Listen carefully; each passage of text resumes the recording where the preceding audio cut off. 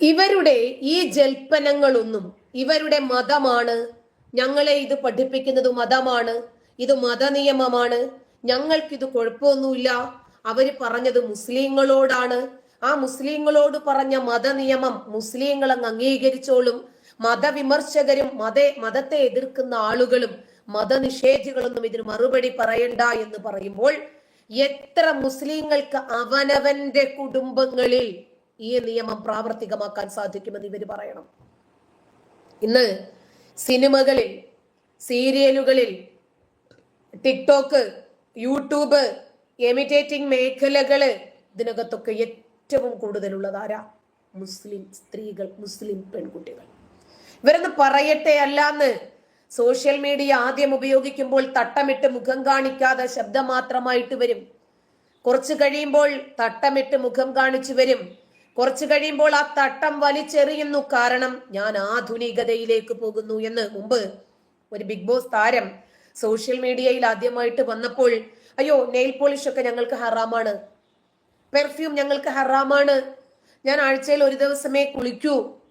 അത് കഴിഞ്ഞ് പിന്നീട് പോപ്പുലാരിറ്റിയുടെ നെറുകയിലെത്തിയപ്പോൾ തൊട്ടടുത്ത വീട്ടിൽ നിന്നും ബന്ധുവീടുകളിൽ നിന്നുമൊക്കെ തുണികൾ വരെ കടം വാങ്ങി ഉപയോഗിച്ചിരുന്ന പെൺകുട്ടിക്ക് സാമ്പത്തിക സ്വാതന്ത്ര്യം നേടിക്കഴിഞ്ഞപ്പോൾ ആ പെൺകുട്ടി പിന്നീട് ഏത് വേഷത്തിലാണ് വന്നത്? ഞാൻ ഇനി ആരുടെയും അടിമയല്ല, എനിക്ക് അഭിരുചിക്കിണങ്ങിയ വസ്ത്രം, എനിക്ക് അഭിരുചിക്കിണങ്ങിയ മേഖലകൾ ഞാൻ തെരഞ്ഞെടുത്തിട്ടില്ലെങ്കിൽ പിന്നെ ആര് തെരഞ്ഞെടുക്കും? അപ്പോൾ അവർക്ക് സാമ്പത്തിക സ്വാതന്ത്ര്യവും വിദ്യാസമ്പന്നതയും കൈവരുമ്പോൾ അവർ 6-ാം നൂറ്റാണ്ടിന്റെ മതനിയമം വലിച്ചെറിയുവാണ്. ഇന്ന് സിനിമാ പാട്ടുകൾ ആരാ പാടുന്നത്?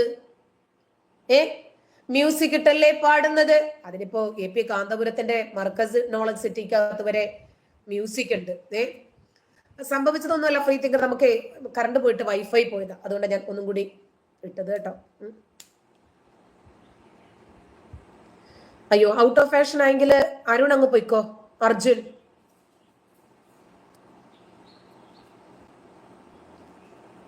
അതിന് സൂപ്പർമാൻ, അതായത് മതത്തിന്റെ നിയമം ഞാൻ പറഞ്ഞത് കൊണ്ട് മാറ്റിയെന്നോ മാറുമെന്നോ മാറണമെന്നോ മാറ്റണമെന്നോ അല്ല പറഞ്ഞത്.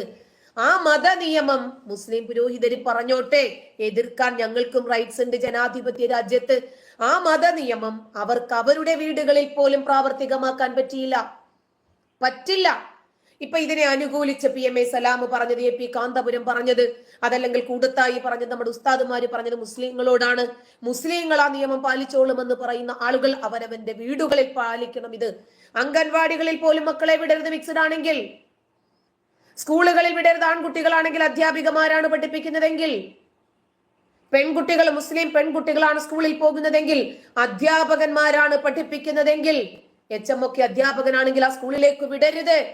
ബസ്സുകളിൽ, സ്കൂളിൽ കുട്ടികൾ നടന്നു പോകുന്ന നിരത്തുകളില് ഇവിടെയൊക്കെ ആണുങ്ങളുണ്ട്, അവരൊക്കെ കാണുന്നുണ്ട് കുട്ടികളെ. ഹസ്നാദിന്റെ തന്തയപ്പ വിളിക്കുക. അപ്പോ ഇങ്ങനെ ഇവർക്ക് ഇവരുടെ ജീവിതത്തിൽ പോലും ഇത് പ്രാവർത്തികമാക്കാൻ സാധിക്കില്ലെന്നിരിക്കെ ഇവരിത് താലിബാനിസത്തിലേക്കുള്ള ചുവടുവയ്പ്പാണ്. അതിനെല്ലാ മുസ്ലിങ്ങളും അംഗീകരിക്കുന്നു, പക്ഷെ അവർ പ്രാവർത്തികമാക്കുന്നില്ല. ഒരു വീഡിയോ ഒന്ന് കേട്ടു നോക്ക്. ഒരു ചാനൽ ചർച്ചയാണ്. മതപുരോഹിതന്മാർ പിന്നോക്കാവസ്ഥയിലേക്ക് അല്ലെങ്കിൽ ഒരു പുരാതന കാലത്തേക്ക് ഒരു പ്രാകൃത കാലത്തേക്ക് നയിക്കുന്നു. ഇത് പിന്തിരിപ്പൻ നയമാണ് എന്ന് കമ്മ്യൂണിസ്റ്റ് പാർട്ടി നേതാവ് CPM-ന്റെ നേതാവ് ഗോവിന്ദ മാഷ് പറയുന്നു. ഗോവിന്ദ മാഷോട് തിരിച്ചു ചോദിക്കുന്നത്, നിങ്ങളുടെ പാർട്ടിയിൽ, അങ്ങയുടെ പാർട്ടിയുടെ കണ്ണൂർ ജില്ലാ കമ്മിറ്റിയിലെ ഏരിയ കമ്മിറ്റികളിൽ ഒരാൾ പോലും എന്തുകൊണ്ട് സ്ത്രീകളില്ല? ഈ രണ്ട് ചോദ്യത്തെയും പോസിറ്റീവായിട്ട് എടുത്താൽ രണ്ടു കൂട്ടരും, ഇപ്പൊ രാഷ്ട്രീയം കൈകാര്യം ചെയ്യുന്നവരായാലും മതം കൈകാര്യം ചെയ്യുന്നവരായാലും ഒരു സാമൂഹ്യ പ്രശ്നത്തെ എങ്ങനെ കാണുന്നു എന്നതാണ് പ്രധാനപ്പെട്ട കാര്യം. ഇതില് എവിടെയാണ് ഇത്? എനിക്ക് തോന്നുന്നു ഇപ്പൊ കാന്തപുരം ഉസ്താദ് ഉന്നയിക്കുന്ന ഈ ഇഷ്യൂവില് ഇപ്പൊ എന്തുകൊണ്ടാണ് ഇതൊരു മുസ്ലിം ഇഷ്യൂ ആക്കിയിട്ട് എല്ലാവരും കൂടി ചേർന്ന് അദ്ദേഹത്തെ പിന്തുണക്കുന്നത് എന്ന് എനിക്കറിയില്ല. ഇതിനു മുമ്പ് ഇങ്ങനെ ആയിരുന്നില്ലല്ലോ കാന്തപുരം ഉസ്താദിനെതിരായിട്ട്. അതായത് ഇതൊരു ഇസ്ലാമിക വൽക്കരണം നടക്കുന്നുണ്ട് പ്രത്യക്ഷമായി തന്നെ നമ്മുടെ നാടുകളില്. അതുകൊണ്ടാണ് AP പറയുന്നു, ഇടകലരരുത്. വ്യായാമത്തിന് വരുന്ന മുസ്ലിം സ്ത്രീകളെ മുസ്ലിം പുരുഷന്മാര് കണ്ടാൽ കേറി പിടിക്കാനുള്ള ടെൻഡൻസി ഉണ്ടാകും. അതുകൊണ്ട് വ്യായാമം, സ്ത്രീ വ്യായാമർഹതി, പറ്റില്ല, ശരി പറ്റില്ല, സമ്മതിക്കുന്നു. ഉറൂസുകൾക്ക് വരാമോ? എന്തിനേറെ പറയുന്നു, ഒരു വിശ്വാസിയുടെ ജീവിതത്തിലെ സുപ്രധാനമായ ഒരു കർമ്മമാണല്ലോ ഹജ്ജ്. ഹജ്ജിനും ഉംറയ്ക്കുമൊക്കെ പെണ്ണുങ്ങൾക്കും പുരുഷന്മാർക്കും മറയിടാൻ പറയൂ. എന്താണ് പ്രധാനപ്പെട്ട ഒരു ആരാധനയായിട്ടുള്ള അനുഷ്ഠാന കർമ്മമായിട്ടുള്ള ഹജ്ജിന്റെ വേളയിൽ പോലും ആണിനും പെണ്ണിനും മുഖം മറയ്ക്കാനും പാടില്ല, സ്ത്രീകൾക്ക് മറയുമില്ല. അതൊക്കെയല്ലേ മാറ്റുവിൻ ചട്ടങ്ങളെ, അല്ലെങ്കിൽ അത് മാറ്റും നിങ്ങളെ താനെന്ന് പറഞ്ഞതുപോലെ ഇവരുടെ ഇത്തരം 6-ാം നൂറ്റാണ്ടിന്റെ ജൽപ്പനങ്ങളെയൊക്കെ മുസ്ലിം സ്ത്രീകളാണെങ്കിലും പെൺകുട്ടികളാണെങ്കിലും ചുമരുകൾക്കപ്പുറത്തേക്ക് വലിച്ചെറിഞ്ഞിട്ട് അവർ അവരുടേതായിട്ടുള്ള മേഖലകൾ വെട്ടിത്തെളിച്ച് മുന്നോട്ട് പോകുന്നുണ്ട്. ആദ്യമായിട്ട് പിണറായി വിജയനാണ് അദ്ദേഹത്തിന്റെ മുടിയുമായി, പ്രവാചകന്റെ മുടിയുമായി ബന്ധപ്പെട്ട വിവാദത്തിൽ അത് ഒരു ബോഡി വേസ്റ്റ് ആണ് എന്ന് പരസ്യമായി പ്രസ്താവിച്ചത് പിണറായി വിജയനാണ്. അന്ന് പിണറായി വിജയനെ പിന്തുണച്ചവരാണ് സുന്നി പ്രസ്ഥാനത്തിലെ തന്നെ കാന്തപുരത്തിനെതിരായി നിന്ന പലരും. അതുപോലെ തന്നെയാണ് ഇപ്പോ മുജാഹിദ് വിഭാഗം ഉൾപ്പെടെയുള്ള പലരും ആ നിലപാട് അന്ന് സ്വീകരിച്ചവരാണ്. ഇപ്പൊ എന്താ സംഭവിക്കുന്നത് എന്ന് നമ്മൾ കുറെ കൂടി സൂക്ഷ്മമായിട്ട് കാണേണ്ടതാണ്. നമുക്കറിയാം, ഹുസൈൻ മടവൂരൊക്കെ പലപ്പോഴും ഫോർവേഡ് ആയിട്ടുള്ള അഭിപ്രായങ്ങൾ പറഞ്ഞിട്ടുള്ള ആളാണ്. അദ്ദേഹം പോലും ഇപ്പോൾ കാന്തപുരത്തെ പിന്തുണച്ചുകൊണ്ടാണ് മുന്നോട്ട് വന്നിരിക്കുന്നത്. അതായത് ഇസ്ലാം പൊതു ഇടങ്ങളിൽ ഏറെ വിമർശിക്കപ്പെടുന്ന സാഹചര്യം ഉള്ളതുകൊണ്ട് ഇതിനെ പിന്താങ്ങാനും അനുകൂലിക്കാനും പെയിന്റടിക്കാനും ഇവർ നിർബന്ധിതരായിരിക്കുന്നു. എനിക്ക് തോന്നുന്ന കാര്യം, കാന്തപുരം ഉസ്താദ് ഉന്നയിക്കുന്ന ഇഷ്യൂവിൽ പല തലത്തിൽ കാണേണ്ടത്. ഒന്ന്, ഇസ്ലാമിന്റെ പക്ഷത്ത് നിന്ന് തന്നെ, ഇസ്ലാമിന്റെ പക്ഷത്ത് നിന്ന് സ്ത്രീയും പുരുഷനും ഒരുമിച്ച് മിങ്കിൾ ചെയ്തുകൊണ്ട്, ഒരുമിച്ച് ചേർന്നുകൊണ്ടുള്ള സാമൂഹ്യ മുന്നേറ്റ പ്രവർത്തനങ്ങൾ, അത് ആരോഗ്യ പ്രവർത്തനങ്ങളാകാം, വിദ്യാഭ്യാസ പ്രവർത്തനങ്ങളാകാം, സാംസ്കാരിക പ്രവർത്തനങ്ങളാകാം, രാഷ്ട്രീയ പ്രവർത്തനമാവാം, തെരഞ്ഞെടുപ്പാകാം, പ്രചരണമാകാം, ഇത്തരം പ്രവർത്തനങ്ങളിൽ ഒന്നും ഒന്നിച്ചു പോകാൻ പാടില്ല എന്നൊരു നയം ഇസ്ലാമികമാണോ എന്ന് അദ്ദേഹം പരിശോധിക്കേണ്ടത്. ഇതിനെ പറയുന്ന ഒരു മറുപടി എന്താണെന്ന് വെച്ചാൽ, മതത്തിന്റെ കാര്യം മതപണ്ഡിതന്മാർ പറഞ്ഞോളും. ശരി, മതത്തിന്റെ കേവലം സാങ്കേതികമായ മതകീയ പ്രശ്നങ്ങൾ അവരുടെ ഈ ഖുർആനും ഹദീസും ഖിയാസും ഇജ്മായും ഒക്കെ വെച്ചുകൊണ്ട് പണ്ഡിതന്മാർ പറയട്ടെ, ഒരുപക്ഷെ നാസർ ഫൈസി കൂടത്തായി പോലുള്ളവർ പറഞ്ഞുകൊള്ളട്ടെ. പക്ഷേ ഒരു സമൂഹ ജീവി എന്ന നിലയിൽ, സാംസ്കാരിക പ്രവർത്തകൻ എന്ന നിലയിൽ ഈ നാട്ടിലെ ആർക്കും ഒരു സാമൂഹ്യ പ്രശ്നത്തിൽ പിന്നൊരു കാര്യമുണ്ട്. ഈ രാജ്യത്തെ ഭരണഘടനാ ലംഘനങ്ങൾ എവിടെ നടന്നാലും ശരി, അതിനെ എതിർക്കാനും വിമർശിക്കാനും നമുക്ക് നമ്മളുടേതായ അഭിപ്രായം പറയാനും ഈ ജനാധിപത്യ രാജ്യത്ത് സ്വാതന്ത്ര്യമുണ്ട്. ഇത് മതരാജ്യമല്ലാത്തത് കൊണ്ട് വളർന്നു വരുന്ന, പുരോഗതി പ്രാപിച്ചുകൊണ്ടിരിക്കുന്ന, ഫിനാൻഷ്യലി ഫ്രീഡം നേടിക്കൊണ്ടിരിക്കുന്ന മുസ്ലിം സ്ത്രീകളെ 6-ാം നൂറ്റാണ്ടിലേക്ക് കൊണ്ടുപോയി ആ തൊഴുത്തിലേക്ക് കെട്ടാൻ ശ്രമിക്കുമ്പോൾ അതിനെ എതിർക്കാൻ മതരാജ്യമല്ലാത്തത് കൊണ്ടും ജനാധിപത്യ രാജ്യമായതുകൊണ്ടും നമുക്കും സ്വാതന്ത്ര്യമുണ്ട്. അഭിപ്രായം പറയാൻ അവകാശമുണ്ട്. പ്രശ്നം എന്താണ്? ആണും പെണ്ണും ഒരുമിച്ച് ചേർന്നുകൊണ്ട് ഒരു പൊതുമണ്ഡലത്തിൽ സാമൂഹ്യ ജീവിതത്തിൽ ഇടപെടാൻ പാടുണ്ടോ എന്നുള്ളതാണ് ചോദ്യം. അത് മതത്തിന് തന്നെ നിരക്കുന്നതാണോ? ഇപ്പൊ ആണും പെണ്ണും ഒരുമിച്ച് യുദ്ധത്തിന് പോയ ചരിത്രം ഇസ്ലാമിലില്ലേ?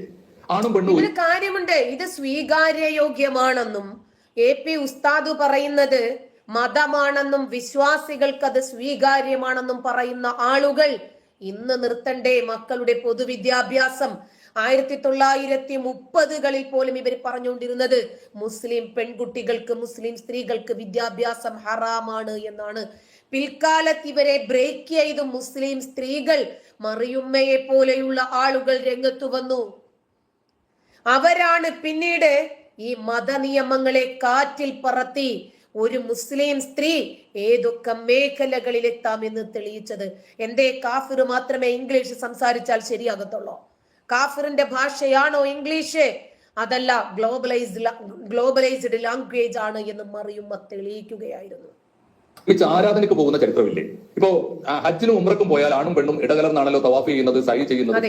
ഇതൊക്കെ ഞാൻ പറയുന്നത് മതത്തിന് പോലും ന്യായീകരിക്കാൻ പറ്റാത്ത നിലപാടാണ് അത്. ഒന്ന്, മതത്തിന്റെ ഭാഗത്തുനിന്ന്. രണ്ട്, അദ്ദേഹത്തിന്റെ അനുയായികൾക്ക് സ്വീകരിക്കാൻ കഴിയുമോ? ഒന്ന് ആലോചിച്ചു. ഇപ്പോ കാന്തപുരം ഉസ്താദ് പറഞ്ഞാൽ പോലും സ്വന്തം കുട്ടികളെ, ഇപ്പോ ഇവിടെ മാത്രമല്ലല്ലോ, ഒരു ആരോഗ്യ ബോധം ഉണ്ടെങ്കിൽ, കാന്തപുരത്തിന്റെ കുടുംബത്തിൽ പോലും ഇത് പ്രാവർത്തികമാക്കാൻ പറ്റുന്നില്ല. അദ്ദേഹത്തിന്റെ മർക്കസ് നോളജ് സിറ്റിക്കകത്ത് പോലും ഇത് പ്രാവർത്തികമാക്കാൻ പറ്റുന്നില്ല. 3 ദിവസം നീണ്ടുനിന്ന ക്യാമ്പയിനിൽ ഏതാണ്ട് 120ഓളം ലോക രാജ്യങ്ങളിൽ നിന്നുള്ള നേതാക്കന്മാരാണ് അതിനകത്ത് പങ്കെടുത്തത്. വേദി മിക്സ്ഡ് ആയിരുന്നു, സദസ് മിക്സ്ഡ് ആയിരുന്നു. നൗഷാദ് ഹസനി വെട്ടിപ്പായിട്ട് പറയുന്നുണ്ട് അതൊക്കെ. കാര്യത്തിൽ മാത്രമല്ലല്ലോ, കുട്ടികൾ ഇപ്പോ മുതിർന്ന കുട്ടികളാണ്. ഇപ്പോ കോളേജിൽ പോകുന്ന കുട്ടികൾ, ഹൈസ്കൂളിൽ ഇപ്പോ +2 തൊട്ട് പഠിക്കുന്ന കുട്ടികൾ, അവര് സ്റ്റുഡന്റ് കാഡറ്റ് പോലീസിലുണ്ട്, അവര് എല്ലാ കാര്യത്തിലും ഉണ്ടല്ലോ. അവർ NSSലുണ്ട്, ക്യാമ്പുകളിൽ പോകുന്നു, അവർ സാംസ്കാരിക പ്രവർത്തനങ്ങളുണ്ട്, കലാമേളകളിൽ. ഇന്ന് മുസ്ലിം സ്ത്രീകൾ ഏത് മേഖലയിലാണ് ഇല്ലാത്തത്? വനിതാ പോലീസിലില്ലേ? ആർമിയിലില്ലേ? കസ്റ്റംസ് ഉദ്യോഗസ്ഥരിലില്ലേ? പൈലറ്റ് ആകുന്നില്ലേ മുസ്ലിം പെൺകുട്ടികൾ? 19-കാരിയാണ് കഴിഞ്ഞ ദിവസം മലപ്പുറത്ത് പൈലറ്റ് ആയത്. അവർ ഒരുമിച്ച് പരിശീലനം ചെയ്യുന്നു, തെരഞ്ഞെടുപ്പുകളിൽ മത്സരിക്കുന്നു, MSF പോലുള്ള സംഘടനകളൊക്കെ വലിയ തോതിൽ വിജയിച്ചു വരുന്നു. ഇങ്ങനെയൊക്കെയുള്ള ഒരു യൂണിവേഴ്സിറ്റി ഭരിക്കുന്നു. കാലിക്കറ്റ് യൂണിവേഴ്സിറ്റിയുടെ ഒക്കെ ഞങ്ങൾ ഒരു ഇന്നത്തെ ചിത്രം എടുത്ത് നോക്കൂ. അപ്പൊ ഏത് മണ്ഡലത്തിലാണ് ഇപ്പൊ തെരഞ്ഞെടുപ്പ് പ്രചാരണം നടത്തുന്നു? ഇപ്പൊ 2029 ഇലക്ഷൻ വരുമ്പോഴേക്ക് നമ്മുടെ ലോക്സഭയിലേക്കും നിയമസഭയിലേക്കും സ്ത്രീകൾക്ക് സംവരണം വരുന്നു. അങ്ങനെ സംവരണം വരുമ്പോൾ അതിന് മുന്നോടിയായിട്ടുള്ള തെരഞ്ഞെടുപ്പ് പ്രചാരണ പ്രവർത്തനങ്ങൾ നടക്കേണ്ടി വരും. വെറുതെ അല്ല മുസ്ലിം ലീഗിന്റെ സ്ഥാനാർത്ഥി. മുസ്ലിം ലീഗ് മാത്രമല്ല, മദ്രസ തലച്ചോറുമായി നടക്കുന്ന ആളുകൾ ഈ സമൂഹത്തെ ഭിന്നിപ്പിക്കുന്നതിനു വേണ്ടി ഭരണഘടനാ വിരുദ്ധമായ, സാമൂഹ്യ വിരുദ്ധമായ ഇത്തരം നിലപാടുകളും പ്രസ്താവനകളും പറയുമ്പോൾ അവരെ പ്രതിരോധിക്കേണ്ടുന്ന വിപ്ലവ സിംഹങ്ങൾ മൗനികളായിരിക്കുന്നത് കൊണ്ടാണ് നമുക്ക് ഈ വിഷയത്തെ സംബന്ധിച്ച് വാചാലമായി സംസാരിക്കേണ്ടി വരുന്നത്. മത്സരിക്കുന്ന സ്ത്രീകൾ പലപ്പോഴും ബോധപൂർവ്വം തോൽപ്പിക്കപ്പെടുന്നത് ഈ ഒരു മനോഭാവം വെച്ച് പുലർത്തുന്നതുകൊണ്ടാണ്. അങ്ങനെയാണോ ഒരു പൊതുസമൂഹത്തിൽ ഇടപെടേണ്ടത്? അങ്ങനെയാണ് ഒരു പ്രധാനപ്പെട്ട ചോദ്യമല്ല. വേണ്ട, കോളേജുകൾ പോകുന്നു. തന്നെയുമല്ല, ഈ മുസ്ലിം പെൺകുട്ടികൾ മലബാർ മേഖലകളിൽ, ആർട്സ് മേഖലയായിരുന്നാലും സ്പോർട്സ് മേഖലയായിരുന്നാലും എല്ലാ രംഗങ്ങളിലും നല്ല രൂപത്തിൽ നൈപുണ്യം നേടുന്നു. ഈ പെൺകുട്ടികളെ ചെറിയ പ്രായത്തിലേക്ക് കെട്ടിച്ചു വിടുന്നത് കൊണ്ട് അവരുടെ മേഖലകൾ അവർക്ക് ഡെവലപ്പ് ചെയ്യാൻ സാധിക്കാതെ പോകുന്നു. കുട്ടികളെ ഒരു കാലത്ത് പെൺകുട്ടികളെ പഠിപ്പിക്കാൻ തീരുമാനിച്ചു. പക്ഷെ പഠിപ്പിക്കാൻ തുടങ്ങിയപ്പോൾ സകല മേഖലകളിൽ ഒരു മുൻപന്തിയിൽ വന്നു. നമ്മുടെ പ്രൊഫഷണൽ കോളേജുകളിലൊക്കെ ഇപ്പോൾ തട്ടവിട്ട മുസ്ലിം പെൺകുട്ടികൾ വലിയ തോതിൽ മുന്നേറുന്നു. അവർ ഓപ്പറേഷൻ സർജറി നടത്തുന്നു, അവര് ഫ്ലാഷ് മോബ് നടത്തുന്നു, അവർ കലാപരിപാടികൾ പങ്കെടുക്കുന്നു. പിന്നെ എന്തുകൊണ്ടാണ് അവർക്ക് ആരോഗ്യ രംഗത്ത് മാത്രം ഒരുമിച്ച് ആലോചിച്ചു? പോസിറ്റീവായ ഒരു കാര്യമായിട്ടല്ലേ അതിനെ കാണേണ്ടത്? നമ്മുടെ സ്ത്രീകൾ രാവിലെ സുബഹിസ്കരിച്ചിട്ട്, മുസ്ലിം സ്ത്രീകൾ രാവിലെ സുബഹിസ്കരിച്ചിട്ട് കുറച്ചു നേരം അവർക്ക് പുറത്തിറങ്ങി പോകണം. രണ്ട് കാര്യങ്ങൾ നടക്കുന്നു, രണ്ട് സാമൂഹ്യ പ്രവർത്തനം. ഒന്ന് കുറെ കൂട്ടുകാരികളെ അടുത്ത് കാണാനും വർത്തമാനം പറയാനും ഇടയാക്കുന്നു. രണ്ട്, അവർ ഹെൽത്ത് കോൺഷ്യസ് ആണ്. ആരോഗ്യം എന്നത് ഒരു പ്രധാനപ്പെട്ട കൺസേൺ ആയി മുസ്ലിം സ്ത്രീകളുടെ അജണ്ടയായി തീർന്നിരിക്കുന്നു എന്നത് പോസിറ്റീവായിട്ടല്ലേ കാണേണ്ടത്? അതുകൊണ്ട് കാന്തപുരം ഉസ്താദ് ഉന്നയിക്കുന്ന പ്രശ്നം ഒന്ന് ഇസ്ലാമികമാണോ, രണ്ട് അദ്ദേഹത്തിന്റെ തന്നെ അനുയായികളായ സുന്നി. തന്നെയുമല്ല, ഇവരൊക്കെ പറയുന്നത് എന്താണ്? മുസ്ലിം ആൺ ഡോക്ടറെ പേടിക്കാനില്ല എന്നാ. അതായത് മെയിലായിട്ടുള്ള കാഫിർ ഡോക്ടറെ പേടിക്കണം. അതുകൊണ്ട് നിങ്ങൾക്ക് ഗൈനക്കോളജിക് ആയിട്ടുള്ള എന്തെങ്കിലും പ്രോബ്ലം ഉണ്ടെങ്കിൽ മുസ്ലിം പെൺ ഡോക്ടർ, മുസ്ലിം ആൺ ഡോക്ടർ, അത് കഴിഞ്ഞിട്ട് കാഫിറായ പെൺ ഡോക്ടർ, അങ്ങനെയൊക്കെ ഇവർ കുറച്ച് പ്രയോറിറ്റീസ് നൽകുന്നുണ്ട്. ഒന്നും വേണ്ട, ഇവരുടെ ബുദ്ധിയും ഇവരുടെ ബൗദ്ധിക നിലവാരവും പൊതുബോധവും അറിയണമെങ്കിൽ മദ്രസ ഉസ്താദ് എന്ന് ഏതെങ്കിലും ഒരു സോഷ്യൽ മീഡിയ പ്ലാറ്റ്ഫോമിൽ അടിച്ചു നോക്കിയാൽ മതി. അത് സ്വീകാര്യമാണോ? സ്വന്തം കുട്ടികളെ ഇനി പുരുഷന്മാരുമായി മിങ്കിൾ ചെയ്യുന്ന ഒരിടത്തേക്കും ഞാനും എന്റെ ഭാര്യ കല്യാണ വീടുകളിൽ, ബസ്സുകളിൽ, ട്രെയിനുകളിൽ, റെയിൽവേ സ്റ്റേഷനുകളിൽ, ബസ് സ്റ്റാൻഡുകളിൽ എവിടെയെങ്കിലും ഒരുമിച്ച് പരസ്പരം മിങ്കിൾ ചെയ്യാതെ എവിടെ നോ സെപ്പറേറ്റ് ക്യൂ, എവിടെ ഇപ്പൊ പെൺകുട്ടികൾക്ക് സെപ്പറേറ്റ് ക്യൂ ഇല്ല. ഏറ്റവും പുരോഗമനപരമായ നിലപാടാണത്. അങ്ങനെ വരുമ്പോൾ അദ്ദേഹത്തിന്റെ തന്നെ അനുയായികളെ ബോധ്യപ്പെടുത്താൻ പറ്റുമോ? അത് അവർക്ക് അനുസരിക്കേണ്ടി വരുമോ? ഞാൻ എന്നോട് തന്നെയുമല്ല, അനുയായികൾ അനുസരിക്കുന്നോ ഇല്ലേ എന്നുള്ളത് നമുക്ക് പ്രധാനപ്പെട്ട ഒരു വിഷയം തന്നെയാണ്. ഇപ്പോ ആടിനെയും കോഴിയെയും ഒക്കെ പ്രകൃതി വിരുദ്ധമായിട്ടുള്ള രൂപത്തിൽ ദുരുപയോഗം ചെയ്യുന്ന വീഡിയോകൾ, വാർത്തകൾ നമ്മൾ ഒരുപാട് കാണുന്നുണ്ട്. അപ്പൊ ആടിനെയും കോഴിയെയും ഒക്കെ കാണുമ്പോൾ ഞങ്ങൾക്കിങ്ങനെ ലൈംഗികപരമായി വികാരങ്ങൾ ഉണ്ടാകുവാണ് എന്ന് നാളെ ഒരു ഉസ്താദ്, അതല്ലെങ്കിൽ ഉസ്താദിന്റെ ഒരു അനുയായി വന്ന് പറഞ്ഞാൽ കോഴിക്കും ആടിനും ഒക്കെ ഇവരപ്പിക്കുപ്പായം തയ്ച്ചിടുവോ, അതോ അതിനെ വളർത്തലങ്ങ് നിർത്തുവോ? എത്രയോ പേര് പറഞ്ഞത് ഉസ്താദ് പറയേണ്ടത് ഉസ്താദ് പറയും, അത് അദ്ദേഹത്തിന്റെ പ്രൊഫഷണൽ ആയിട്ടുള്ള ജോലിയാണ്, അത് അദ്ദേഹം പറഞ്ഞോളൂ. ഞങ്ങൾക്ക് ബോധ്യമുള്ളത് ഉള്ള രീതിയിൽ നയിക്കും. കാരണം സത്യമാണ്, ഇപ്പോഴും പല സാമൂഹ്യ പ്രശ്നങ്ങളിലും സാംസ്കാരിക പ്രശ്നങ്ങളിലും ഇസ്ലാമിക പണ്ഡിതന്മാർ കൃത്യമായ നിലപാട് പറഞ്ഞിട്ടില്ല. ഒരു ഉദാഹരണം ഞാൻ പറയാം. ഇപ്പൊ സിനിമ ഹറാമാണോ ഹലാലാണോ എന്ന് ഇപ്പോഴും തീരുമാനിച്ചിട്ടില്ല. വീഡിയോ ക്യാമറ പാടില്ല എന്ന് പറഞ്ഞിരുന്നു. ഇപ്പൊ അവര് ഫോട്ടോ എടുക്കരുത്, വീഡിയോ എടുക്കരുത്, മ്യൂസിക് പാടില്ല, പാട്ട് പാടില്ല, പൊതു ഇടങ്ങളിൽ പെണ്ണിറങ്ങരുത്, പെണ്ണ് തുള്ളിക്കളിക്കരുത്, പെണ്ണിന്റെ ശരീരത്തിന്റെ വടിവുകൾ കണ്ടാൽ ഉടനെ തന്നെ ഇവർക്ക് പ്രശ്നമാണ്. അപ്പൊ പെണ്ണ് ടൈറ്റ് ഡ്രസ് ഇടുന്ന കണ്ടാൽ നമുക്ക് നിയന്ത്രണം പോകും. ആണ് ഇരുമ്പ് ചെട്ടി ഇട്ടിട്ട് പൊട്ടിത്തെറിക്കാൻ പോകുമ്പോൾ ഒരു കുഴപ്പമില്ലല്ലോ. ചാനൽ നടത്തുകയും മതപ്രഭാഷണങ്ങളുടെ പ്രധാനപ്പെട്ട വേദിയായി നമ്മുടെ ഓൺലൈൻ ചാനലുകൾ ഒക്കെ എല്ലാ പണ്ഡിതന്മാരും ചാനൽ നടത്തുന്നു. സമസ്ത തന്നെ TV ചാനൽ നടത്തുന്നു. ഞാൻ പറഞ്ഞത് ഇതൊക്കെ ഇന്നലെ വരെ പറഞ്ഞത് അവരെ അവഗണിച്ചുകൊണ്ട്. അത് മാത്രമല്ല, പല ഉസ്താദുമാരും സ്ത്രീകളെ കൊണ്ടുവന്ന് കൂടെ ഇരുത്തിയിട്ട് ഫോൺ പ്രോഗ്രാം നടത്തുന്നുണ്ട്. ജീവൻ TVയിൽ നിങ്ങൾ പലരും ശ്രദ്ധിച്ചിട്ടുണ്ടാകും. അൽ മഫാസ് എന്നാണ് ആ പരിപാടിയുടെ പേര്. ഖുർആൻ ബൈഹാർട്ട് ചെയ്ത് ബിരുദം നേടിയ തിരുവനന്തപുരത്തും അതുപോലെ തിരുവനന്തപുരം ജില്ലയിലെ മണക്കാട് വലിയ പള്ളിയിലുമൊക്കെ ഇമാമായിട്ടിരുന്നിട്ടുള്ള അബ്ദുൽ ഗഫാർ മൗലവിയാണ് ആ പ്രോഗ്രാം നടത്തുന്നത്. ഫോൺ വരുന്നു, കത്ത് വരുന്നു, ഈ സ്ത്രീയാണ് ഇത് പൊട്ടിച്ചു വായിക്കുന്നത്. സ്ത്രീയോടൊപ്പമാണ് ഇരിക്കുന്നത്, കുഴപ്പമൊന്നുമില്ലല്ലോ അല്ലെ. അദ്ദേഹത്തിന്റെ മോൻ പിന്നീട് സിനിമ സംവിധാനം ചെയ്തു എന്നൊക്കെ കേട്ടു കേട്ടോ. സമൂഹം സ്വന്തം അനുയായികൾ തന്നെ മുമ്പോട്ട് പോയതിന്റെ ഒരു ഫലമാണ്. ഞാൻ മലപ്പുറം ജില്ലയിൽ ഒരു കണക്ക് എടുത്തു നോക്കുമ്പോൾ മലപ്പുറം ജില്ലയിൽ മിക്കവാറും എല്ലാ പഞ്ചായത്തിലും ഒരാളെങ്കിലും മലയാള സിനിമയിലുണ്ട്. മുസ്ലിം കുട്ടികളുടെ കാര്യം ഞാൻ പറയുന്നത്. മുസ്ലിം പ്രതിഭകൾ ആണോ പെണ്ണോ ആകട്ടെ മലയാള സിനിമയിലുണ്ട്. ആരോട് ചോദിച്ചിട്ടല്ല. നിങ്ങൾ പോയിക്കൊള്ളൂ, അതൊരു സൽക്കർമ്മമാണ്, ഏറ്റവും പുതിയ കാലത്തിന്റെ മാധ്യമമാണ്, ഹൃദയ ദ്രവീകരണ ശേഷിയുള്ള വലിയ ഒരു പ്രതിഭാ പ്രവർത്തനമാണ്. നിങ്ങൾ പോകണം, ദൈവത്തിന്റെ സിദ്ധിയാണ് കലാപ്രവർത്തനം എന്ന് ആരും പറഞ്ഞിട്ടില്ല. അവർ പോയി. ഞാൻ പൊന്നാനിയിൽ കഴിഞ്ഞ ദിവസം പറഞ്ഞൊരു തമാശ എന്താണെന്ന് വെച്ചാൽ ഹജ്ജിനും ഉംറയ്ക്കും ഏറ്റവും കൂടുതൽ ആളുകളെ കേരളത്തിൽ നിന്ന് കൊണ്ടുപോയത് അക്ബർ ട്രാവൽസിന്റെ നാസർക്കയാണ്, ബെൻസി നാസർക്ക. ഇന്ന് അദ്ദേഹം മലയാളത്തിലെ ഏറ്റവും വലിയ സിനിമാ പ്രൊഡ്യൂസറാണ്. എന്ന് പറഞ്ഞാൽ ഹജ്ജിനേക്കാളും ഉംറയേക്കാളും പ്രധാനപ്പെട്ട ഏറ്റവും ലാഭകരമായ ഒരു ഏർപ്പാട്, ലാഭകരമായതും സൽക്കർമ്മം നിറഞ്ഞതുമായ ഒരു ഏർപ്പാടാണ് ഇപ്പൊ സിനിമാ നിർമ്മാണം എന്ന് അദ്ദേഹം പോലും തിരിച്ചറിഞ്ഞിരിക്കുന്നു. കമ്മ്യൂണിറ്റിയിൽ നാളെ കിട്ടിയത് കൊണ്ട് കൂടിയാണത്. അപ്പൊ ഞാൻ പറഞ്ഞത് ഇതിന് ഒരുപാട് തലങ്ങളുണ്ട്. എങ്ങനെ വന്നാൽ ഇതിനെ പോസിറ്റീവായിട്ടാണ് കാണുന്നത് മുസ്ലിം കമ്മ്യൂണിറ്റി. അതറിയില്ലേ, ഇപ്പൊ ഹജ്ജിനാണെങ്കിലും ഉംറയ്ക്കാണെങ്കിലും കൊണ്ടുപോകുന്നത് കാക്കാമാരല്ലേ, കുഴപ്പമില്ല, അത് ഹലാലാണ്. ഫോണിനകത്തിരുന്ന് സിനിമ കാണാം, ഹലാലാണ്. തിയേറ്ററിൽ പോയി ബിഗ് സ്ക്രീനിൽ കണ്ടാൽ അത് ഹറാമാണ്. ഇനി ഒരു മുസ്ലിം സംവിധാനം ചെയ്യുന്ന സിനിമയാണെങ്കിൽ കുഴപ്പമില്ല, അത് നമുക്ക് ഹലാലാണ്. സ്വന്തം അനുയായികൾ നമ്മൾ പറയാതെ തന്നെ പണ്ഡിതന്മാർ തിരിച്ചറിയേണ്ടതാണത്. പണ്ഡിതന്മാർ പറയാതെ തന്നെ മുസ്ലിം വീടകങ്ങളിൽ സ്ത്രീകൾക്ക് പുതിയ അവബോധം വന്നിരിക്കുന്നു. ഒരു കാര്യം നിങ്ങൾ ഓർത്തു നോക്കൂ, പെൺകുട്ടികൾ പഠിക്കാൻ പോകുന്നതിന്റെ ഗുണം എന്താണ്? പഠിക്കാൻ പോകുന്നതിന്റെ ഗുണം അവർക്ക് വരുമാനം കിട്ടി വീട്ടിലേക്ക് വരുമാനം കൊണ്ടുവരുന്നത് മാത്രമല്ല, വിവരമുള്ള അമ്മമാർ പെറ്റ് പോറ്റാൻ പോകുന്ന വലിയൊരു തലമുറ ഇവിടെ പിറക്കാനിരിക്കുന്നു. അതിന്റെ നന്മ കാണാൻ എന്താണ് പണ്ഡിതന്മാർക്ക് പറ്റാത്തത്? അതിന്റെ പേരിൽ മുസ്ലിങ്ങൾ ഒന്നിച്ച് എന്ത് കാര്യമുണ്ട്? ഇപ്പൊ ഗോവിന്ദ മാഷ് പറയുന്നത് രാഷ്ട്രീയ പ്രശ്നമാണ്. ഗോവിന്ദ മാഷ് രാഷ്ട്രീയം ഉന്നയിക്കട്ടെ. ഗോവിന്ദ മാഷോട് തിരിച്ച് കാന്തപുരം ഉസ്താദ് ചോദിച്ച ചോദ്യം ന്യായമാണ്, അദ്ദേഹം നേരിടേണ്ടത്. അല്ല, കാന്തപുരം ഉസ്താദ് പറഞ്ഞത് മതമാണ്, മതവിശ്വാസികളോടാണ്. ഗോവിന്ദ മാഷ് പറഞ്ഞത് കമ്മികളോടാണ്, രാഷ്ട്രീയമാണ്. തീർന്നില്ലേ കാര്യം? പോളിറ്റ് ബ്യൂറോ തൊട്ട് താഴേക്കുള്ള എല്ലാ സമിതികളിലും നിങ്ങൾക്ക് ഞങ്ങൾ ഇപ്പോ മുസ്ലിം കമ്മ്യൂണിറ്റിയിൽ മുസ്ലിം സമുദായത്തിന്റെ പ്രധാനപ്പെട്ട വേദികളിൽ അവരുടെ വ്യായാമ കാര്യങ്ങളിലൊക്കെ സ്ത്രീയും പുരുഷനും ഒരുമിച്ച് ഇടപെടണം എന്ന് നിങ്ങൾ പറയുമ്പോൾ അത് പറയാനുള്ള നിങ്ങളുടെ അവകാശം എന്താണ്? നിങ്ങളുടെ പാർട്ടി കമ്മിറ്റികൾ അതുണ്ടോ എന്ന ചോദ്യം തീർച്ചയായിട്ടും CPM ഉം MV ഗോവിന്ദ മാഷൊക്കെ നേരിടേണ്ടതാണ്. അതിന് മറുപടി അവർ പറയട്ടെ. പക്ഷെ അങ്ങനെയാണെങ്കിൽ AP ഉസ്താദ് ഉദ്ദേശിക്കുന്നതാണ് അർഹമായ പരിഗണന തെറ്റുപറ്റി എന്ന് സമ്മതിക്കുന്നത് പല നേതാക്കളും അങ്ങനെ പറഞ്ഞു. കോഴിക്കോട് ജില്ലാ സെക്രട്ടറി പിന്നൊരു കാര്യമുണ്ട്, ഇവർക്ക് എന്തും പറയാം. പറഞ്ഞു കഴിഞ്ഞിട്ട് കുറച്ചു കഴിയുമ്പോൾ മാറ്റി പറയാം, പറഞ്ഞത് തിരുത്തി പറയാം. അവര് പറയുന്നതിനെയൊക്കെ അനുകൂലിച്ചിട്ട് അടുത്ത നേതാക്കൾക്ക് വന്ന് സംസാരിക്കാം. പക്ഷേ ഇതിനെ എതിർത്ത് നമ്മളൊന്നും പറയാൻ പാടില്ല. എങ്ങനെയുണ്ട്? ഇനിയിപ്പോ ആണ് പെണ്ണിന്റെ വേഷം ധരിച്ചാൽ ഇവർക്ക് പ്രശ്നമാണ്, പെണ്ണ് ആണിന്റെ വേഷം ധരിച്ചാൽ പ്രശ്നമാണ്. ഇനി പുരുഷനെ സ്ത്രീ അറസ്റ്റ് ചെയ്താൽ പ്രശ്നമാണ്, സ്ത്രീയെ പുരുഷൻ അറസ്റ്റ് ചെയ്താൽ പ്രശ്നമാണ്. ഇവര് ഏത് കാലഘട്ടത്തിലാണ് ജീവിക്കുന്നത്? ബസ് ഇവര് ഹലാലാക്കുമോ? കോളേജുകൾ, സ്കൂളുകൾ, ഹൈസ്കൂളുകൾ, ആർട്സ് കോളേജുകൾ, സ്പോർട്സ് കോളേജുകൾ എല്ലാം ഇവരിനിപ്പോ സ്ത്രീ സംവരണമാക്കാൻ പോകുകയാണ്, എല്ലാം ഹലാൽമയമാക്കാൻ പോകുകയാണ്. ഇനി മുതലേ പുരുഷൻ തന്നെ അറസ്റ്റ് ചെയ്താൽ മതി, സ്ത്രീയെ സ്ത്രീ തന്നെ അറസ്റ്റ് ചെയ്താൽ മതി. ഇനിയിപ്പോ പോലീസ് സ്റ്റേഷനിലാണെങ്കിലും മുസ്ലിം സ്ത്രീകൾ മാത്രമുള്ള ഹലാൽ വനിതാ പോലീസ് സ്റ്റേഷനുകൾ വരും.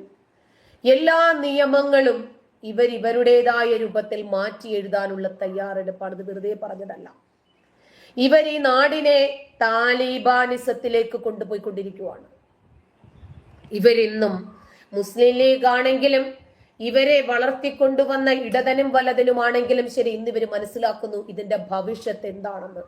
നമ്മൾ മൗനികളായി ഇവരെ വെള്ളവും വളവും ഒഴിച്ച് ഇവരുടെ മതതീവ്രവാദത്തെയും ഭീകരതയെയും വളർത്തിക്കൊണ്ടുവന്നതിന്റെ പേരിൽ ഇന്ന് ഈ രാജ്യത്തെ തന്നെ കാർന്ന് തിന്നുന്ന ക്യാൻസറായും വിപത്തായും ഈ ആശയം വളർന്നു വന്നു. ഇന്ന് നമുക്ക് പോലും നിയന്ത്രിക്കാൻ സാധിക്കുന്നില്ല എന്ന് ഇവർക്ക് ഇത് മനസ്സിലാവുന്നുണ്ട്. അടുത്ത ഭരണം ഏറ്റെടുക്കാൻ 2040 2047 ഇസ്ലാമിക രാജ്യമാക്കുന്നതിന് വേണ്ടി ഇവർ കാത്തിരിക്കുവാണ്.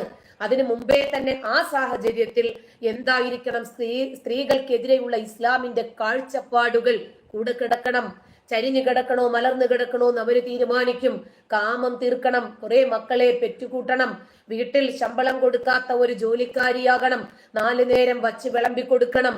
എന്നിട്ട് അടിമയെ പോലെ കൈത്തരിപ്പ് വരുമ്പോൾ 2 എണ്ണം കൊടുക്കാനും, ലൈംഗിക തരിപ്പ് വരുമ്പോൾ അതൊന്ന് തീർക്കാനും വേണ്ടി മാത്രമുള്ള ഒരു പേര് യന്ത്രമാക്കി സ്ത്രീകളെ മാറ്റാനുള്ള ഇവരുടെ ഈ രീതിയെ നമ്മൾ എതിർക്കുമ്പോൾ നമ്മൾ പിന്തിരിപ്പനാശ്രയക്കാരായി മാറുന്നു. സമത്വം പറയുമ്പോൾ അയ്യോ അത് നമുക്ക് പറ്റില്ല, ഞമ്മക്ക് എന്താ പറ്റുക? സ്ത്രീകളെ അടിമകളാക്കാമോ, പേര് യന്ത്രങ്ങളാക്കാമോ? മറ്റു മതങ്ങളിൽ സ്ത്രീകൾക്ക് സ്ഥാനം കൊടുക്കുമ്പോൾ അവരിൽ ഒരുപക്ഷെ ദൈവങ്ങളുടെ പോലും സ്ഥാനത്ത് സ്ത്രീകളുണ്ട്. എല്ലാ നിയമങ്ങളും ഞാൻ സ്ത്രീ സ്വാതന്ത്ര്യം അർഹത എന്ന് പറഞ്ഞിട്ട് ഇന്ന് സ്ത്രീകൾ നടക്കുന്നത് ആണോ? അപ്പോ മുസ്ലിം സ്ത്രീകളെ വേസ്റ്റ് കുട്ടയിലേക്ക് അവരുടെ സ്വാതന്ത്ര്യവും അവരുടെ അവകാശങ്ങളും തള്ളിക്കളയുമ്പോൾ മുസ്ലിം സ്ത്രീകളെ ബഹുമാനിക്കാൻ പഠിപ്പിക്കുന്ന ഭരണഘടനയിൽ അധിഷ്ഠിതമായി സ്ത്രീകളെ ഉന്നതിയിലേക്ക് നയിക്കുന്നതിന് വേണ്ടി ഇവിടെ ഒരു പ്രധാനമന്ത്രി അഹോരാത്രം പ്രയത്നിക്കുന്നുണ്ട്. അതിന്റെ ഫലമാണ്, അതല്ലെങ്കിൽ മുമ്പുള്ള ഭരണാധികാരികൾ ഈ രാജ്യത്തിന്റെ സ്വാതന്ത്ര്യത്തിന് വേണ്ടി പണിയെടുത്തത് കൊണ്ടാണ് ഇന്ന്